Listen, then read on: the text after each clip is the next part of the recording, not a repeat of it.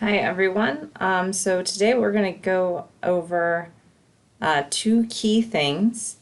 One is working with topography, both in Revit as an imported CAD link, and actually some other tools that we don't have access to because we can't install plugins. And then we will be doing sun studies. So the first thing is back when I did the survey of what people knew from last semester, one of the things was there was not a lot of understanding about topography in Revit. So under massing and site, this is where you were working for the massing portions of the analytical model. You see this wonderful site component making adorable trees, and you saw the parking component. Well, one of the other things is this topo surface. So topo surface is a tool that you can use to define topographical surfaces. If you click on it, up pops this in the modifier. There is this place point, which is the default. And I'm going to show you what that is now. And then what it comes to is there is this elevation. So there are two sort of ways you can do it, and absolute elevation is fine, but let's keep it at 0 like it's a flat pancake that we have found and we are building on.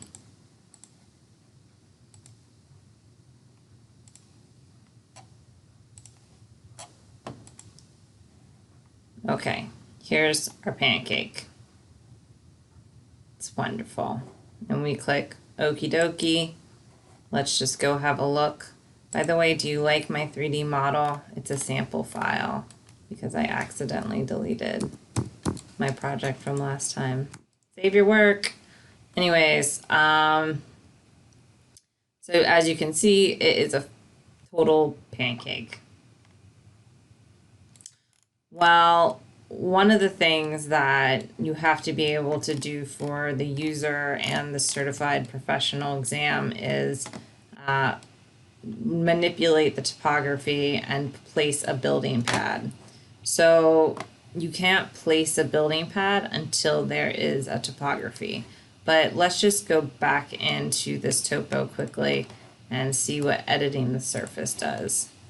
Maybe back into a site view. You can click on these individual points and bring them up.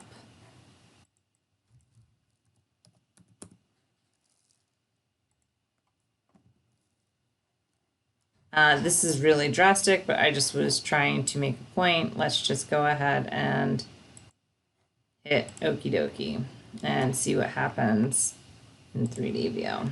Yeah. So the building is like being completely consumed by this 40-foot, delicious, this 40-foot hill. And yes, this is very dramatic, but this is because you need to, like, the topography doesn't care that you have like put building model information in that says this is a foundation. It is looking for a building pad to carve out stuff. And that's what this does. So yes, you can go in and start to carve out this chunk with this building pad tool. So click on that. And what you're trying to do is to click on these walls. That's probably the best way forward. It might be a little hard in this view, so I'm just going to escape out, cancel, go to the first floor.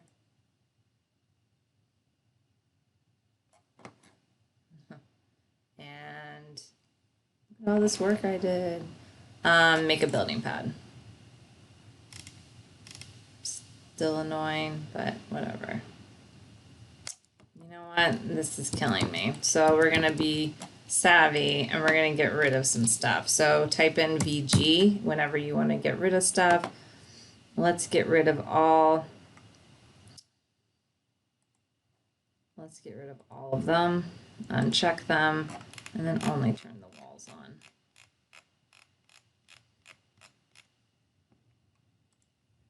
No,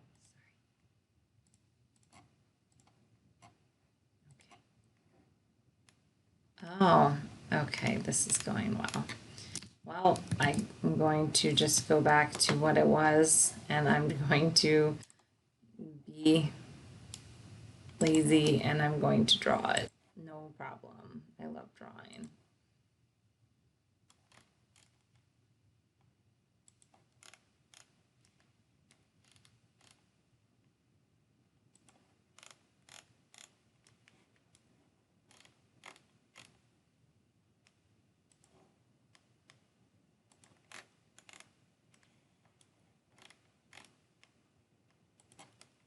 Very therapeutic.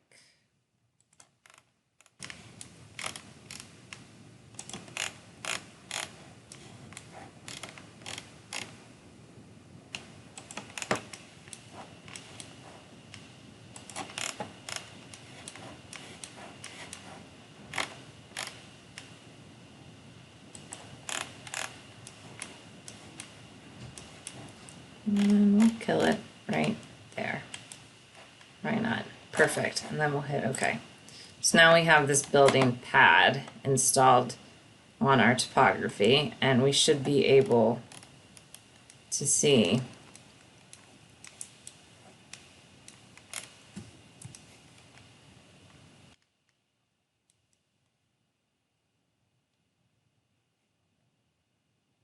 uh-oh.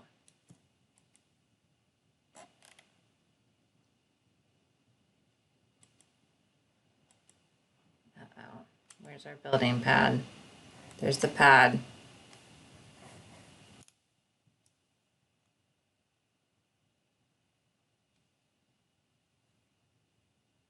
Let's go back and investigate this. Let's edit this boundary. Okay, let's just start to adjust this a little bit, huh? And see what happens.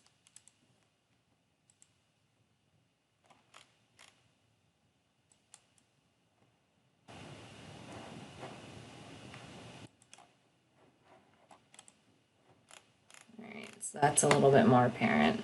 So my hill was a little too dramatic.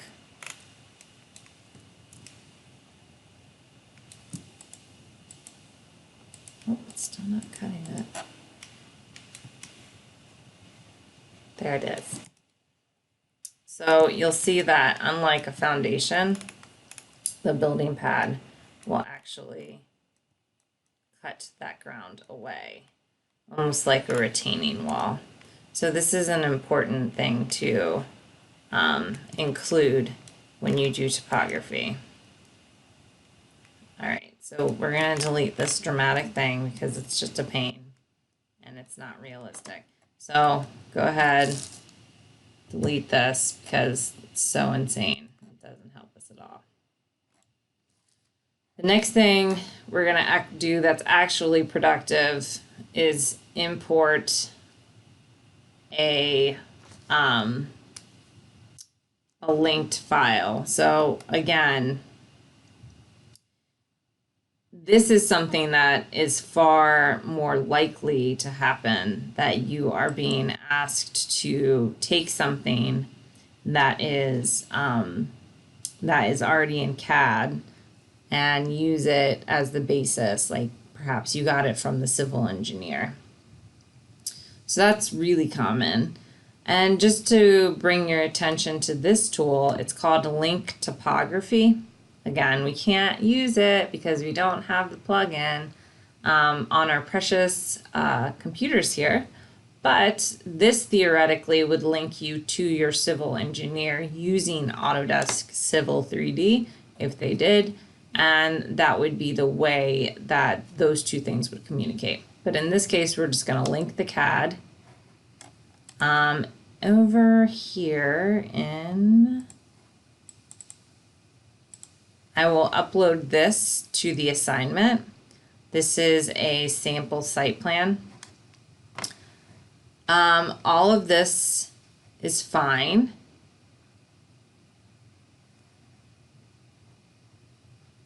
Actually, I'm going to do one thing. I'm just going to go to our site plan before doing that. When you do that, one little difference, you have the option of only keeping something in your current view only. So that's sometimes if it's like something you're tracing in plan and it might be heavy, which this file will be, you want to only show what is currently in your window. Like for example, it's only going to be in the site plan and all the other views do not have it. So that's something to check if you're interested. We're just going to leave it unchecked for now and then hit open. And it takes a little bit of time to load.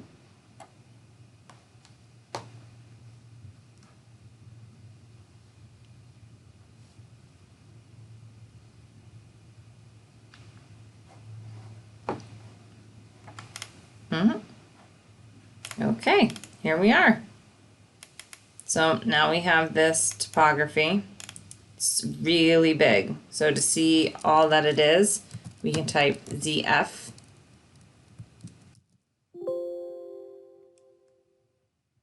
And as you can see, it's struggling.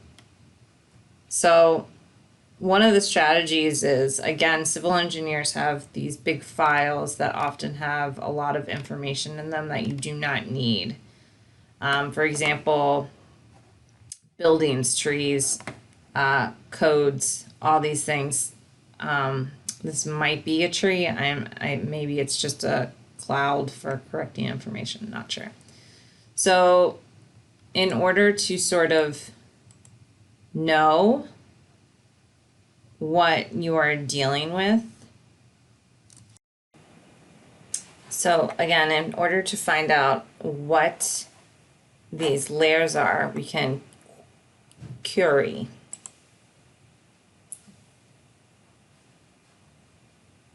So if you click that button, you can scroll over topo lines and you can actually get layers. And this becomes important because we will be able to import data specifically by layer in the topo surface tool. So I am going to write down CFDEPINT. It looks like there are two sort of, this one also looks important, and that's the INDX. Okay, so I'm going to go ahead and go over to my massing, topo surface, create from import, select import instance. Boom. Again, check none, CFPID and ITE. So these are the two that we found over here. Hit OK. Think.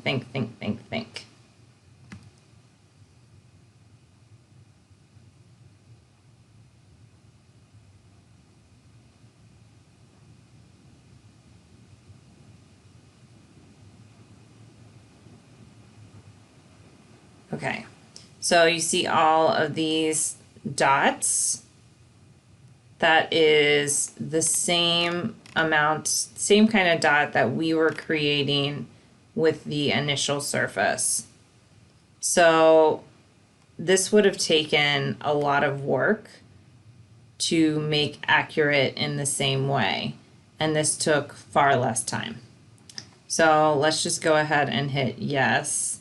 I hope my computer survives. All right.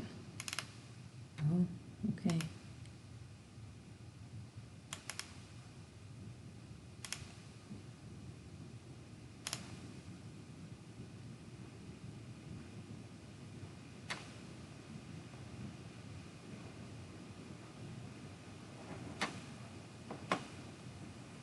let me just see. And shaded. Yep. Okay, so it's made the ground. It looks like it's being devoured. My building is being devoured by it right now, but we'll fix that later. But one thing I'm gonna do like right now is get this link off because it's just killing me. You can unpin, you can delete.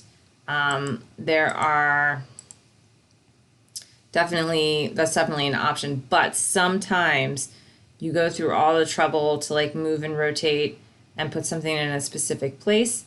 And in that case, managing your link, going to the plan and just unloading it is the best way forward.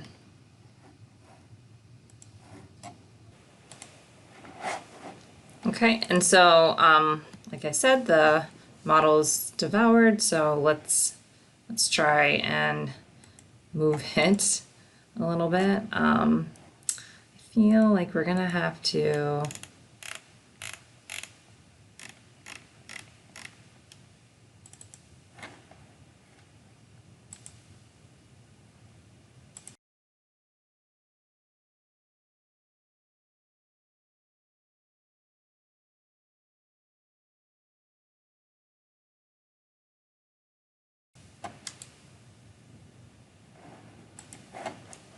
move the entire thing in like a site section. Let's grab this. Oh, get out of this, sorry. Cancel. Grab this baby. Let's try and do it in another view. And then move it. I don't really know how much, but we're just gonna be eyeballing it for now because we're really precise. Oh, it's gone. Good.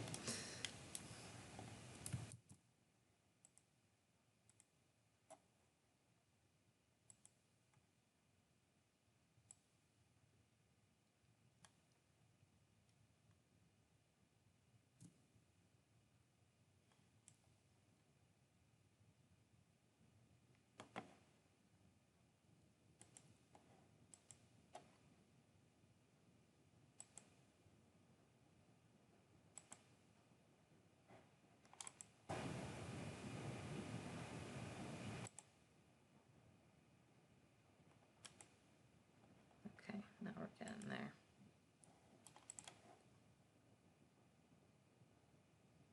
Let's just aim for ish here. Again, this would probably have been done in a much better way.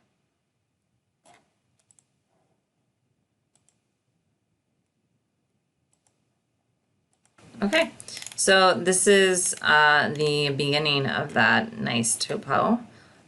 So you want to be able to do that as well. Let's go back and look at it in 3D view. Huh, okay. There's some clipping plane on this view, but that's okay. So now one of the things that we are going to try to do to get the point across, we'll just move this up here. Beautiful. Move it down a little bit, but not as much.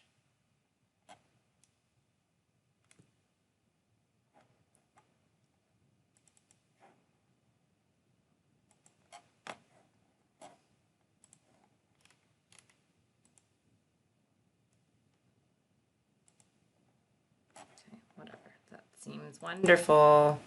Okay, so now what we'll do next is solar studies. So the key to this one is setting up your sun. So right now, I think everyone has set up the location of where this is, but we will go ahead and do it again in case, this is a sample file. So you can go here. This is in Manchester, New Hampshire. Let's again go find Long Beach. Oops, my bad. Default city list. Okay. City. Oops, up. Long Beach, California. Okay, super. Save the project. So the next thing is that this is just the location. So you want to check your sun studies. So let's just do this in site plan for now. Like when you are in your site plan, you will see there is this important option, and that is your orientation. Is it true north or is it project north? So for your information, I think it's thinking, maybe it's not. For your information, project north is the way you work or the way you represent your work to your clients. So in reality, north could be this way. It's not necessarily this way. It's just easier to draw things when you have things that are orthogonal, regardless of true north. If you are ever interested in changing, it is called manage. If you're ever interested in changing your positions, for example, the sun positions, you can always change your project north here. So it's under manage project location. These are sort of basic ones. You can also say this is if you had a crazy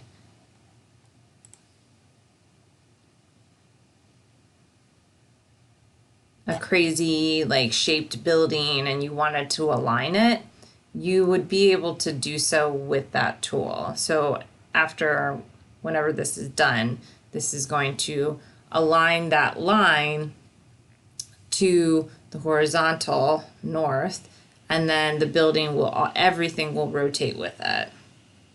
I might have just made a huge mistake, but oh, it's processing. 37%.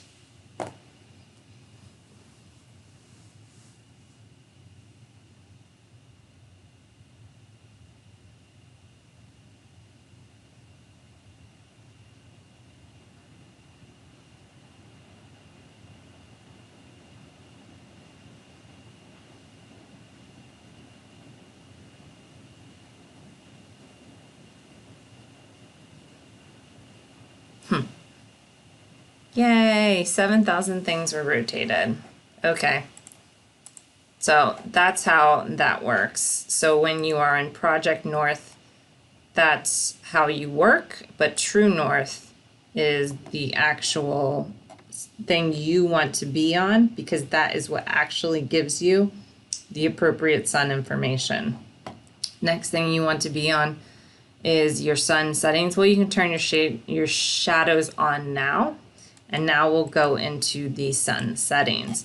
Sun settings is, there's a lot of things here. The default is called lighting, and it's not really accurate. So the much better is called still. And as you can see, it's taken in the location, taken in the day, time, stuff like that. And it's giving you options for things. So this is that person last time. We'll talk more about that. But you can say, okay, so this is what I want, or we can say, I would like to do 10 a.m.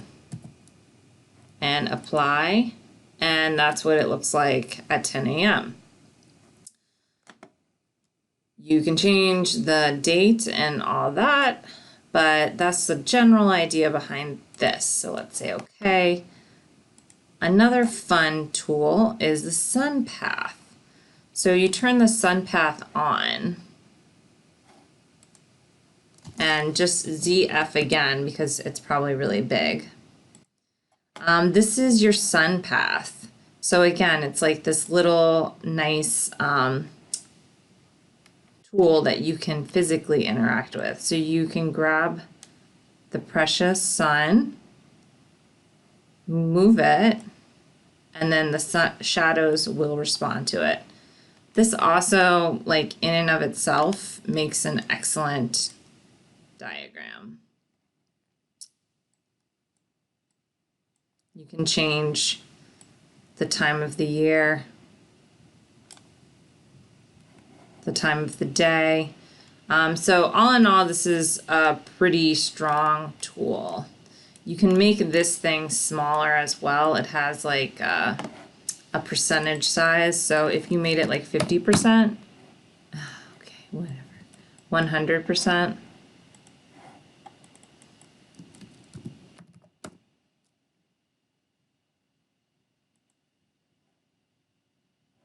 It would get in a little bit closer, and it might be something that helps you make a different kind of diagram. Also probably better in hidden line. Okay, and I had no idea it would cut through the mountain like that, so that's pretty interesting. Okay, so that's super cool in that view to be able to do that, but what about a rendering? So let's go here. So making sure that all our sun settings are still the same, we're gonna try something in these multi-days. So if you hit apply, you will see the sun changes. We can make this go from, let's say 1 to 12. Sunrise to sunset. Oh, let's do a single day first. Pick a great day. Sunrise to sunset. Every 15 minutes, generate a frame. Hit OK.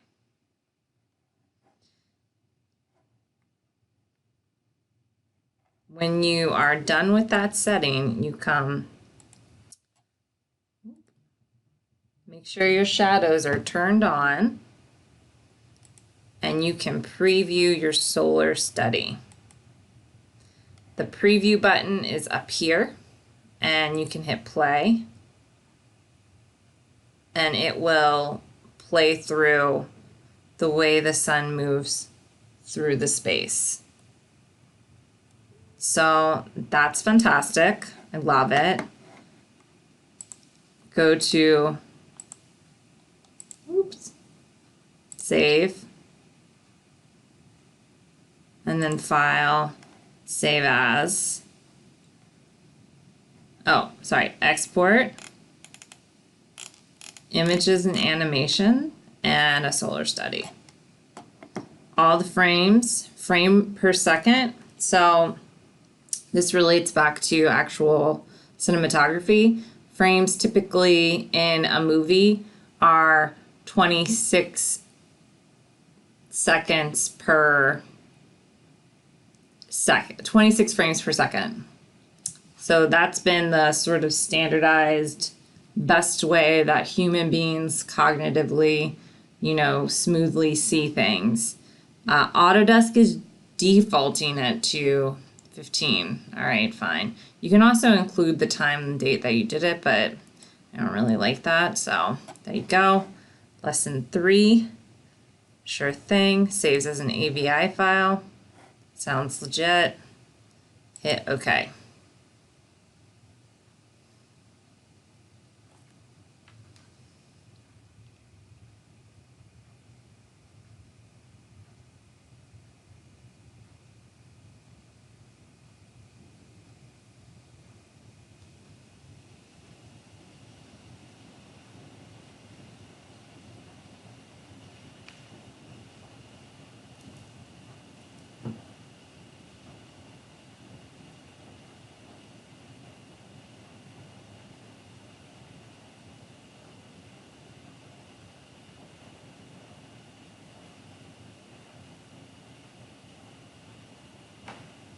Okay, so it's done. Let's go check it out. Lesson 3.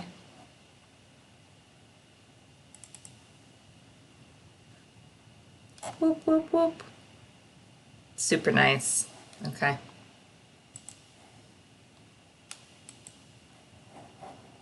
You can do the same thing on the site.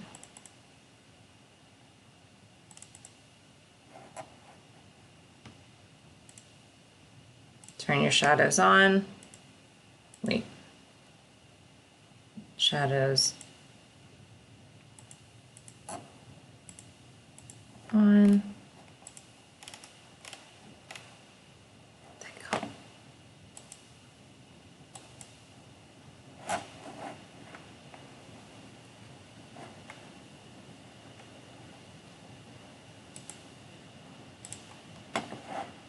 Multi-day. Go back to do the 1 and the 12. Sunrise, wait. All right, we're gonna do a multi-day. So this is like throughout the year.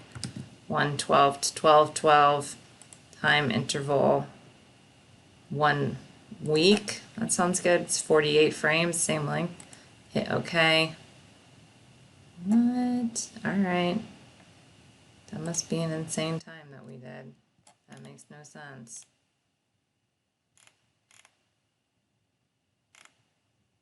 Oh, it's because it's casting a weird shadow. But anyways, you can do the same thing when you have set up your stuff a little better than I did this time.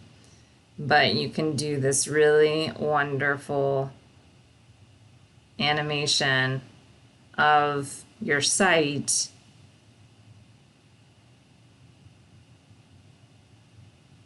and the sun path.